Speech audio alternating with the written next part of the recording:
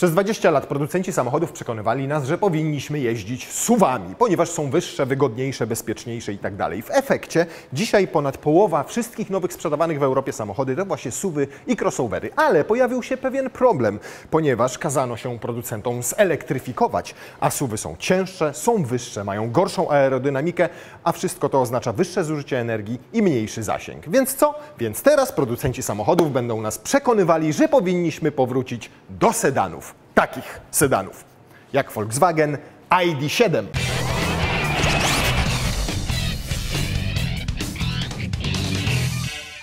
ID.7 to pierwszy Volkswagen elektryczny, który będzie miał ponad 600 km zasięgu, a w jednej z wersji nawet 700 km zasięgu. Aby to osiągnąć, przede wszystkim oczywiście go obniżono, już nie jest SUV-em, ale też bardzo duży nacisk postawiono na aerodynamikę. Pojawiły się tutaj deflektory powietrza, inaczej zbudowano ten przedni pas, podłogę całkowicie wypłaszczono. Inaczej, zobaczcie, jak bardzo pochyła jest przednia szyba. Te listwy też pełnią funkcję aerodynamiczną. Nie wspominam już oczywiście o tym, że całe koła też mają stawiać jak najmniejszy opór powietrzu. Zobaczcie, jak opada ta linia tylnej klapy. Nie ma tu żadnego spoilera, żadne zawirowanie powietrza nie może się tworzyć. Na to wpływ ma też ten specyficzny dosyć dyfuzor, bo zobaczcie, on ma tutaj tylko jeden taki schodek, natomiast tutaj wszystko zostało wypłaszczone. Efekt jest taki, że nie powstaje tutaj żadna turbulencja powietrza. CX to tylko 0,23, spektakularnie niski. Normalne sedany, zazwyczaj te spalinowe, były projektowane tak, żeby miały 0,28 do 0,30, a tutaj mamy 0,23. I dzięki temu mamy mieć maksymalnie ograniczone zużycie energii. Silnik gruntownie też przeprojektowano, ponieważ on znajduje się na tylnej osi. Będzie tylko jedna wersja na początku, tylnonapędowa, tak jak było w ID.3 i ID.4, ID.5 również. Natomiast ten silnik jest zupełnie nowy. Zmieniono jego uzwojenie, zmieniono jego oprogramowanie, w zasadzie cały skonstruowano od nowa. Efekt tego jest taki, że ma 285 koni mechanicznych i 545 Nm.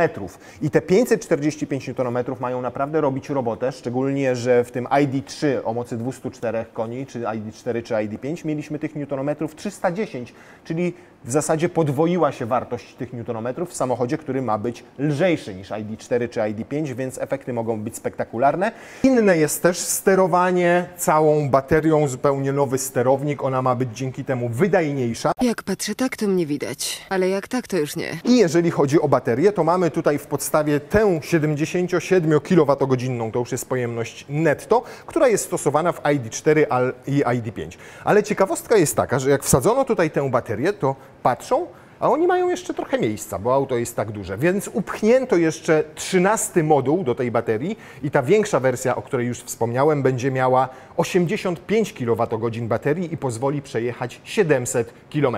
Oznaczałoby to, że średnie zużycie energii ma wynosić niecałe 13 kWh.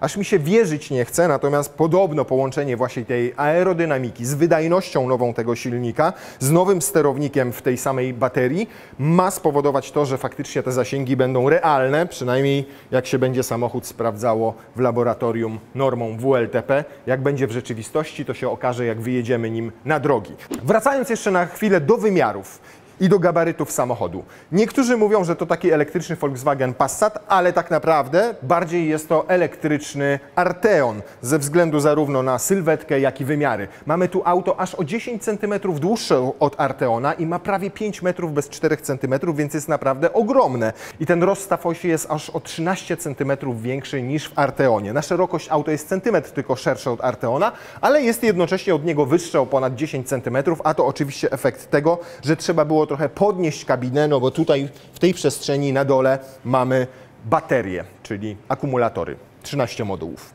Te zewnętrzne wymiary przekładają się na naprawdę spory bagażnik, bo mamy tutaj 532 litry pojemności. Już jest bardzo ustawny, prostokątny, tutaj z 2 wgłębieniami na różne szpargały, ale jeszcze jak sobie zrobicie tak i tak, to obniża Wam się podłoga. Tutaj powstaje taki niewielki spadek, niewielki stopień. Naszych walizek dużych nie mamy, ale mamy taką małą kabinówkę, no to takich kabinówek tutaj to możecie je w mordę, nawet prawie na pionowo, jakby kółeczek nie miała postawić i Wam się to wszystko zamknie, więc naprawdę wygląda na pakowny. W teście drogowym, jak już zaparkuję u mnie na podjeździe, to sprawdzimy dokładnie, jak jest praktyczny. Plus za to, że tutaj pod podłogą, na razie ją sobie, a nie, z tej pozycji da się tam dostać? Da się tam dostać z tej pozycji również. O, mamy taki schowek na kable, więc one nie będą walały się w bagażniku i to lubimy, szczególnie, że tutaj akurat niestety nie ma franka, mimo że ta maska z przodu jest dosyć długa i szeroka, to tam mogłoby się znaleźć miejsce na kable, ale go tam nie ma, natomiast tutaj mamy przynajmniej miejsce. Co mamy oprócz tego? Mamy cięgna do składania kanapy i to lubimy, bo nie trzeba sięgać i składać ich tam przez boczne drzwi.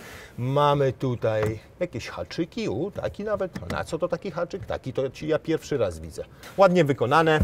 Są lampeczki dwie, nie widzę, a jest gniazdo, przepraszam bardzo, zapalniczki, więc też podłączycie sobie jakieś urządzenie zewnętrzne, natomiast nie widzę gniazdka na przykład 230V, które mogłoby na postoju zasilać jakieś mocniejsze urządzenia AGD na przykład. Jeszcze wracając na chwilę do kwestii samego napędu elektrycznego, to poprawiono też moc ładowania, bo w wersji 77 kWh ta konstrukcja tej baterii, przemodelowanie całego sterownika poskutkowały tym, że maksymalna moc ładowania to 170 kW, a w tym akumulatorze, który będzie powiększony i będzie miał 75 kWh, 85 kWh pojemności, będziemy mieli możliwość ładowania z mocą nawet 200 kW, co oznacza, że od 10 do 80% naładujemy się w 25 minut z szybkiej ładowarki. Jeżeli chodzi o ładowarkę pokładową, no to niestety architektura 400V nie pozwoliła na zastosowanie mocniejszej niż taka 11 kW, czyli 11 kW mocy, ale to i tak powinno wystarczyć do naładowania tej mocniejszej wersji, mocniejszej w sensie akumulatora, w około 8 godzin. A skoro przy mocniejszych wersjach jesteśmy, to w przyszłym roku mamy mieć GTX-a, taką odmianę ID.7, która będzie miała 400 koni i 2 motory elektryczne, jeden na przedniej, drugi na tylnej osi. A teraz kanapa z tyłu. Tutaj miejsca to mam naprawdę w cholerkę. Zobaczcie, mogę wyprostować sobie wręcz nogi, więc pozycja ultra komfortowa i tak zostaje. Zobaczymy jak z tyłu wtedy. I to jest to, za co zawsze lubiliśmy duże Volkswageny, takie jak choćby Passata, czyli przestrzeń z tyłu. I tego nam brakowało w ich współczesnych samochodach. I tej przestrzeni tutaj jest w cholerę. Tam mogłem, siedząc, wyprostować sobie nogi, mieć je prościutkie, a tutaj nadal zobaczcie, ile mam miejsca. A teraz przesunę jeszcze troszkę ten fotel. Zobaczcie, tak nadal jest mi wygodnie, nadal tutaj mam miejsce na kolana, fotel jest maksymalnie obniżony, mam sporo miejsca, pozycję wręcz komfortową do bardzo dalekich podróży, a pasażer za mną o podobnym wzroście tego miejsca tutaj ma naprawdę w cholerę na kolana, na nogi. Bardzo dobrze wyprofilowana kanapa, bo świetnie tutaj uda nawet mi podpiera. Jedyne co, no to mogłoby być więcej miejsca nad głową, ponieważ ten opadający dach mi je ogranicza. Natomiast dla osób do 1,85 m miejsca będzie tutaj naprawdę w cholerę i będzie bardzo wygodnie. Nie tylko siedzisko jest dobrze wyprofilowane, w dodatku tu lekko podtrzymuje Wam boczki, ale też bardzo fajnie jest wyprofilowane oparcie, bo naprawdę czuję wręcz jak lekko podpiera mi tutaj boki. Do pełni szczęścia brakuje mi tylko tego, żebym mógł głębiej włożyć stopę pod fotel kierowcy i miał tam więcej luzu, no ale to jest efekt tego, że w tej podłodze trzeba było zastosować akumulator, włożyć akumulator tam, więc fotele trzeba było maksymalnie też obniżyć, żeby ta pozycja za kierownicą była odpowiednia i żebyśmy mieli niższy środek ciężkości, więc coś za coś, ale i tak nie jest źle. Mamy trzecią strefę klimatyzacji, mamy 2 gniazda USB-C, mamy te fajne kieszonki, w których można sobie trzymać telefon albo inne szpargały. Tu niżej kolejna kieszonka, w której wrzucacie sobie, nie wiem, zeszyty, jakieś inne rzeczy. I nareszcie, w przeciwieństwie do innych elektryków Volkswagena, mamy tutaj jakość, z jakiej kiedyś Volkswagen słynął, a niestety w ostatnich modelach ją zgubił, nie tylko elektrycznych, ale też na przykład w nowym Golfie. Tutaj jest wreszcie mięciutko, sprawia to wrażenie solidności, do tego pojawił się naprawdę fajny design z tymi przeszyciami, z kolorkami, z listwą świetlną, taką ambientę, która inaczej świeci niż we wszystkich innych Volkswagenach. Nawet tutaj tylne drzwi mają tutaj mięciutki materiał z tej mikrofibry, tutaj są obszyte ala skórą, tutaj jest ten panel, jakiego nie lubimy, czyli piano, ale przynajmniej wygląda elegancko. Podświetlona tutaj ta część klameczki, gdzie się wsadza rękę. Sama klameczka oczywiście już elektryczna, wystarczy delikatnie odchylić i już słyszymy, jak pracuje zamek. Więc nareszcie, jeżeli chodzi o jakość wykonania i użytych do tego materiałów, Volkswagen wraca do tego, do czego przyzwyczaił nas kiedyś, a o czym niestety w ostatnich modelach zapomnieliśmy.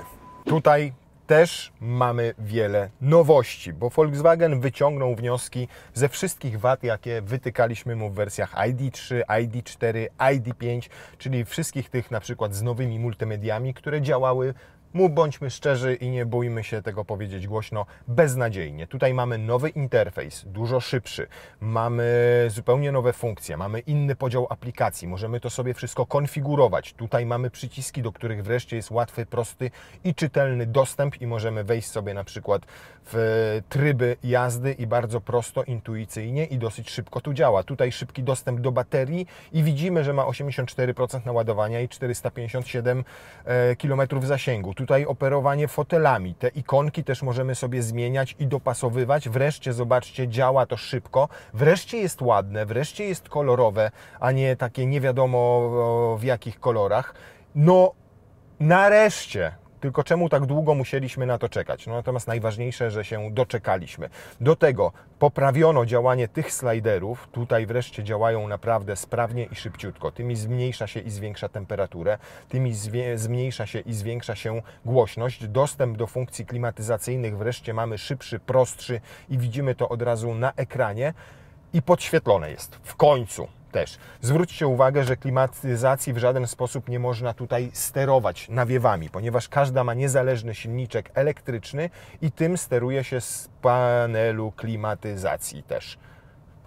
Tylko jak tym się steruje? Gdzie to mamy ukryte? O! Wchodzimy sobie tutaj w menu klima i możemy sobie albo właśnie ustawić smart, albo ogrzać stopy i tak dalej. I te silniczki same wtedy się ustawiają, natomiast możemy tym sterować też w ten sposób, czyli dotykowo, a oprócz tego możemy wydać komendę głosową, która je odpowiednio ustawi. Rozwiązanie podobne jak choćby w Porsche Taycanie, gdzie też już nie ma fizycznych pokręteł czy suwaków do tego, żeby sobie ustawiać kąt grzania nawiewów, ale to jest naprawdę dosyć precyzyjne, bo czuję na twarzy, jak to się zmienia. O, na przykład co, tu gdzieś mam głowę i od razu czuję, jak ten się przestawił i dmucha prosto na mnie.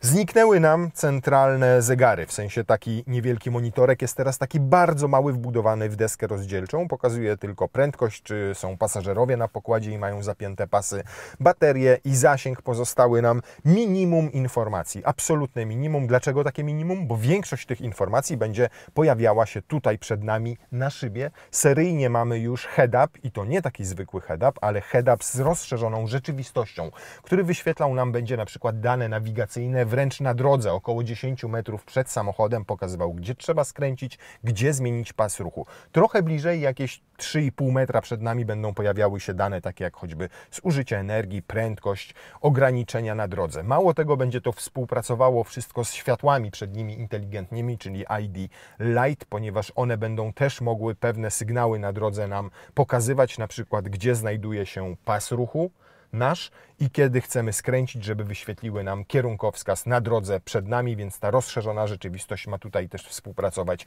z nawigacją i bardzo fajnie. Fotele też będą nowe. Tutaj mamy takie Ergo Active, ale będzie też wersja ich premium, która oprócz tego, że będzie miała ogrzewanie, to będzie miała też bardziej skomplikowane i bardziej zaawansowane funkcje masażu i wentylacji. I teraz tak, wentylację będzie miała bardzo specyficzną, ponieważ ona będzie miała nie tylko czujnik temperatury, ale też czujnik, uwaga, wilgotności. Więc jak będziecie jechali i nie będzie Wam się chciało zatrzymywać do toalety, to zostaniecie wysuszeni. A tak serio, to wsiądziecie na przykład w koszulce po bieganiu albo po prostu z gorąca na zewnątrz, wsiądziecie i będziecie lekko spoceni z tyłu, to automatycznie mają te fotele rozpoznawać poziom tej wilgotności i automatycznie dosuszyć Wam koszulkę. Tylko nie też takim chłodnym powietrzem, żebyście dostali zapalenia nerek na przykład, tylko takim powietrzem, żeby poczuć komfort, żeby Was schłodzić, żeby wysuszyć koszulkę, ale żebyście się nie przyziębili, więc będzie sobie dostosowywała te wszystkie parametry. I też będzie można sobie wybrać różne rodzaje właśnie tego chłodzenia, kilka będzie programów. Oprócz tego fotele będą miały masaże i to już bardziej takie zaawansowane, bo kiedyś to ten masaż polegał na tym, że jedna czy dwie poduszki chodziły i Was miziały, a nie masowały. Teraz tutaj będzie 10 tych poduszek, po 5 w każdym rzędzie ustawionych pionowo, natomiast tutaj w siedzisku będą dwie i będzie tych masaży sporo więcej, żeby można było się porządnie wymasować. Zresztą tutaj chyba nawet mamy te programy, chociaż same fotele są jeszcze takie przedprodukcyjne. Zobaczcie, ile jest tych programów. Fale, okręgi, głaskanie, klepanie, odpoczynek, aktywacja. No powiem Wam, że domyślam się, że jak będziecie właśnie wilgotni, to klepanie idealnie. Znaczy najpierw klepanie, a potem wilgotni i dopiero potem odparowywanie, czyli wentylacja. Ciekawą rzeczą będzie też właśnie program, który umożliwi Wam odpoczynek podczas ładowania, bo będzie można jednym przyciskiem uruchomić sobie na przykład taki chillaucik, będzie muzyczka odpowiednie nastrojowe, oświetlenie włączone, odpowiednio Wam się przyciemni dach, który będzie tutaj szklany, taki w opcji, nie będzie miał rolety, nie będzie można go otwierać, ale za to będzie oszczędzona przestrzeń nad głową, więc nie będzie ograniczona względem tradycyjnej podsufitki jak tutaj. Jego najbardziej specyficzną funkcją będzie jednak to, że będzie można go jednym przyciskiem przyciemnić, czyli znowu tutaj nawiązuje do Porsche Taycana, gdzie takie rozwiązanie już pojawiło się kilka lat temu. Elektrochromatyczny, albo całkowicie przeźroczysty, albo jak przyciśniecie, to zrobi się taki mleczny. I będzie też będzie odbijał promieniowanie cieplne z zewnątrz, na przykład to słoneczne, czyli nie będzie Wam się zbytnio nagrzewało wnętrze latem, a jednocześnie będzie zatrzymywał to promieniowanie cieplne w środku, czyli zimą nie będzie to ciepło przez niego uciekało.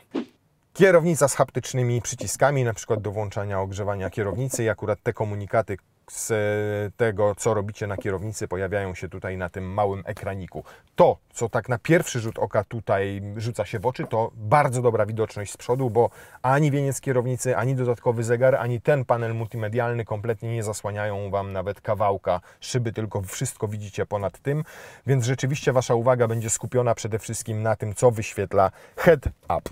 I wreszcie drzwi się porządnie zamykają, tak jak powinny w Volkswagenach, czyli dźwięk premium, nie ma żadnego rezonansu, blachy, niczego takiego. Więc, nawet... No, bardzo, bardzo. Dla odmiany klapka otwiera się inaczej niż drzwi i inaczej niż otwierała się do tej strony i to jest fajne, praktyczne rozwiązanie, ponieważ zazwyczaj zależnie od tego, z której strony ciągniecie kabel, no to ta klapka czasami przeszkadzała z prawej albo z lewej strony. Jak się otwiera do góry, to jest to bardziej intuicyjne. W dodatku to jest fajnie zrobione, bo jest pod kątem i dużo łatwiej jest ten kabel tutaj umocować, bo jak jest zawsze tak bardzo całkowicie w pionie, to rzeczywiście wpięcie go czasami na tak niskim poziomie wymagało pokombinowania. Więc to też zmieniono i faktycznie pod takim praktycznym względem. Powiem Wam szczerze, że pierwsze wrażenie, przynajmniej z tego, co tutaj zobaczyliśmy i z tego, co napisano w różnych informacjach prasowych i co nam tutaj powiedziano, jest więcej niż dobre, bo wygląda na to, że Volkswagen wyciągnął wnioski z błędów, które popełnił przy projektowaniu ID3, ID4, ID5, a tych błędów, umówmy się i bądźmy szczerze, było troszeczkę, nawet troszeczkę więcej niż troszeczkę.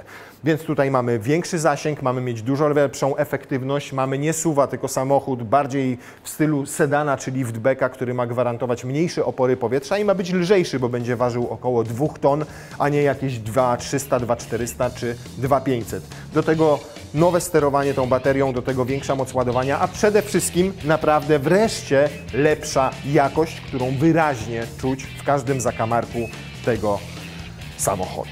Więc naprawdę bardzo jestem ciekaw, jak to będzie jeździło.